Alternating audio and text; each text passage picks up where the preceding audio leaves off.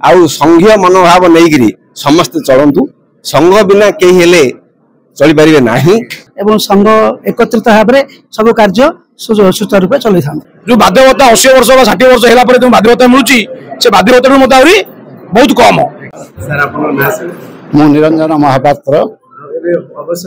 सहकारी शिक्षक थी बर्तमान अवसर 30/6/25 प्लानिंग तो जहाँ रही मुझे शिक्षक मान सहित थी अच्छी एवं रही यही आशा रखी जो प्रकार कार्य करने मत दि जाए संघ तरफ हो कौन शिक्षक समाज तरफ हो निश्चय मुझे पूरण करी यहीटा आम गोटे गर्व जेहेतु प्रथम थर आमर एनपीएस जोड़ा पिष्टा संगठन अच्छी आम ब्लॉक रे यही भली गोटे कार्यक्रम हाथ को नहीं जहाद्वारा कि आम पिष्टार समस्त कर्मकर्ता को धन्यवाद देवा सहित समस्त शिक्षक भाई भाई मान पाखे मु चिर कृतज्ञ यही भली कार्यक्रम आमको सम्मानित कर। नमस्कार मो ना सुभाष चंद्र साहू मो शत्रुशल विद्यालय मैंने सहकारी शिक्षक हिसाब से कार्यकारी करी आम 30/6 तारीख 25 रिटायरमेंट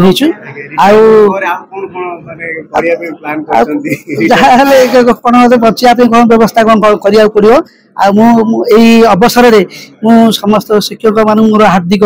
अभिनंदन धन्यवाद ज्ञापन कर उत्सव आयोजन कर आम संबर्धना देथिबारु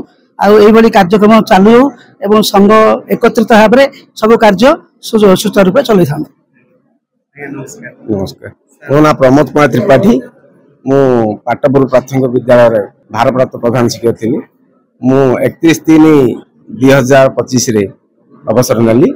आमती गोटे कार्यक्रम हम बोली मु भाव नी ये जो कार्यक्रम करने आम पिस्तार कर्मकर्ता वृंद जहाँ पुनादी पकेले ये पुनादी भविष्य में सब रहू प्रथम थर पुनादी पड़ा ये पुनादी सब रहू आउ संघीय मनोभाव नहीं समस्ते चलतु संघ बिना कई हेले चली पारे ना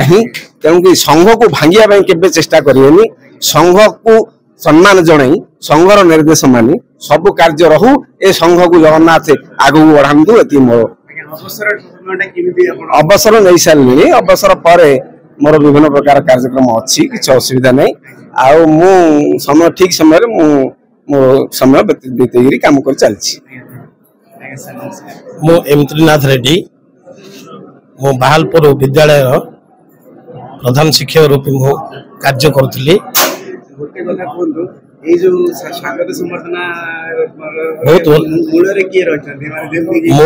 मु तो यही ब्लॉक रो प्रथम एनपीएस रिटायरमेंट टीचर आज को वर्षे 2 मास हो गए बुझे कि किंतु ये कार्यक्रम जोटा कि वर्षे 2 मास पर तो ठीक है बहुत मैं खुशी हली जोटा कि सब यही प्रकार रहू एवं आउ गोटे कथा कहना चाहे जे जो एनपीएस टा जो अच्छी से एनपीएस टा को केमती संघ लगी एनपीएस टा को केमती उठा जाऊ यही कथा मोर रही आम तो रिटायर्ड हेलु किंतु जो प्रकार अवस्था हमर जो रिटायर्ड पर कौन प्रकार पेंशन रो नहीं कि किसी मुठा टंका मुझे तो मिलियार नहीं किंतु बंचिबे केमती एनपीएस टा को उठेकी आउ किछि व्यवस्था करिवार चेष्टा जदि संघ करिवो ता मु धन्यवाद। नमस्कार सर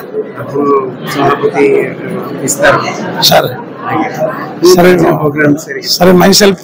प्राथमिक विद्यालय शिक्षक संघ सभापति आम ब्लॉक जो आम संघीय भाईचारे आम सहित संग्राम जारी रखिते या पूर्व वर्षे मझे प्रथम आम एमटी भाई जी कि आम संघर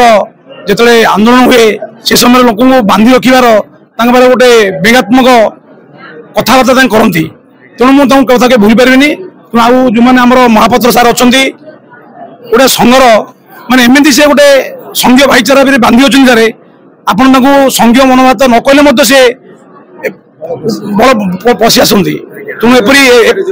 सर शुणु प्रथम कर आम ब्लॉक रे अवसर नेले आम संघ तरफ आम प्रथम विभिन्न कर्मकर्ता एवं किसी विज्ञ लोक धरिक बैठक कलु एवं जदि अवसरकालीन शिक्षक मान समर्थन देवा हुए तो भल हम तेणु समस्त सहमति प्रकाश कले प्रथम थर आम गंजाम ब्लॉक रे अवसरकालीन शिक्षक मान समर्थन देलु एवं आमे मध्य एई सभारे विरक्ति प्रकाश करूछु या प्रति वर्ष जारी रहिबो। धन्यवाद। जो सार प्रथमे एनपीएस कथा सार बहु माने सेटा न कहले सरे सारे जो कथा जोड़ा कदर्य रूप एनपीएस आपण जानि नांती आपण माध्यम रे जणाव चाहू सरकार को जणाव चाहूची जे ओपीएस और एनपीएस सारे जो हमर तो पेंशन किछि नाही आम पैसा रु आम किछि आर्थिक सहाय्य प्रति मास रे दिया जाउची इंटरेस्ट पैसा रे जोड़ा कि आज बाध्य भत्ता ता ठारू मत और कम जो बाध्य भत्ता 80 वर्ष 60 वर्ष होला परे जो बाध्य भत्ता मिलुची से बाध्य भत्ता मत आउरी बहुत कम तेणु आम आपण जरिए मु सरकार को जणावा चाहूची जे ए बाध्य भत्ता वंचित वंचित वंचित वंचित कराउची हमको जो बाध्य भत्ता दिया होची से बाध्य भत्ता न जाई ओपीएस प्रदान कले गोटे शिक्षक अवसरकालीन जीवन तार सुरखुर चल रहिबो। धन्यवाद।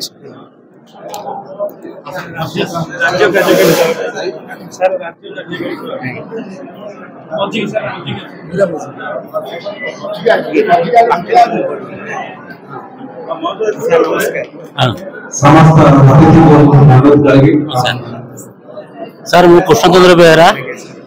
राज्य कार्यकारी सभापति प्राथमिक शिक्षक संघ ओडिशा। सर जहाँ आम पाइचु ये जो एनपीएस संघ बारंबार बारंबार आंदोलन दाबी उठे पाइचु आम संघर्ष जारी अच्छी आज मो भाई मैंने जो आज रिटायर्ड होती बड़ भाई मैंने यहाँ बहुत संघर्ष कहानी बहुत संघर्ष आज रूप कर निश्चय से जो सरकार लोक सरकार अपील करुच्ची दयाकोरी आपण ये व्यवस्था करूँ जहाँफल शिक्षक मैंने परवर्ती समय चाकरी अवसर ने ये समाज में बचे गोटे निम्न मान रखी बचे व्यवस्था करूँ आमर ओपीएस व्यवस्था निश्चय माने ओल्ड पेंशन स्कीम लागू करूँ। सर मु कृष्णचंद्र बेहरा राज्य कार्यकारी सभापति ओडिशा प्राथमिक विद्यालय शिक्षक संघ भुवनेश्वर।